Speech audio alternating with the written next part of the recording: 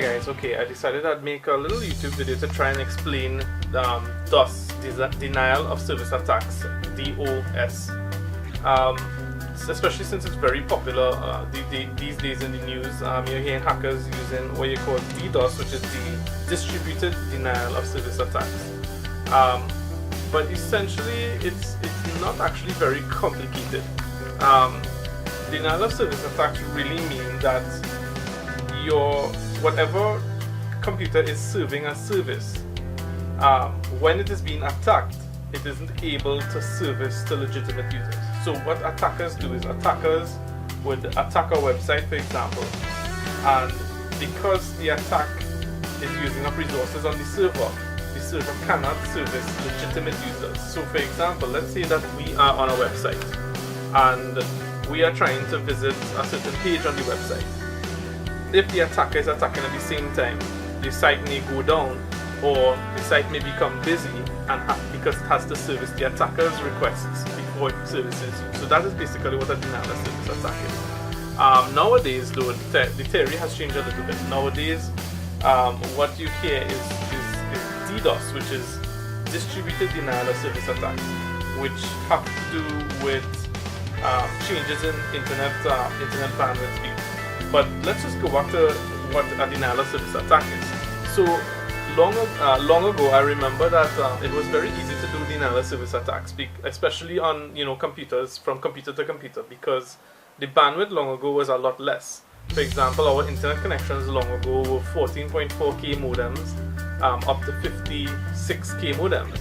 So someone with a 56K modem could ping a 14.4 modem and make the modem go offline because the 14.4 modem would have been overloaded. And that is one form of denial of service attack. And just to explain that, I'll probably have to draw it so you understand exactly what I'm saying. So, okay, so I'm trying to explain denial of service. And let's say that we have this is long ago. This is like in the 1980s to the 1990s. Alright, so essentially a ping attack was one of the simpler attacks, but it was quite effective back then, as I said, because of the internet bandwidth. So for example, let's say that we had computer A.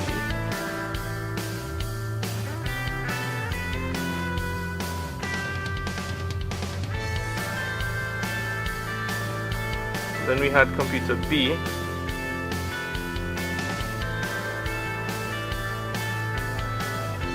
And computer A had a 56K connection, while computer B only had a 14.4K connection. And these guys are connected via iNet, internet.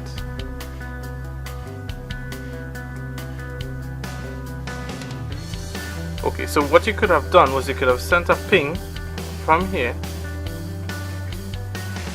And what a ping really does is it sends a message across to computer B, and computer B has to answer back to computer A. Computer A will then look at the time it took for computer B to answer back. And essentially it is still used to determine how good the connectivity is between two computers. But as I said, it was used back then, and it probably is used a little bit now, but it has to be used in a different way now to allow denial of service. Alright, so essentially, if you were to send a ping that was large enough, so let's say we send a ping and it's using the 56K, the full throttle, 56K to the 14.4. Computer B would be overwhelmed with the amount of packets, because remember, it's like a pipe. Let's just say it's like a water pipe. We have a water line with water running through here, right? And then the water line gets smaller. So here's like the 56K and here's like the 14K. And as you can see, all this pressure builds up here. And by building up here now, it could only fit the 14.4.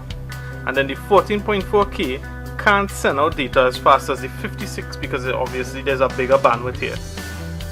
So the 14.4 starts to slow down. It can't answer requests as fast. And that used to cause the connection to reset, so it used to disconnect you from the internet. And that's essentially what denial of service, well, this ping attack is. The ping attack, which is a denial of service attack, denies the user on the 14.4K modem access to the internet because it keeps dropping them off the internet. And this is just one of the examples of a denial of service attack. One of the simple examples. In another YouTube video, I will try to explain how similar denial of service attacks happen with web servers.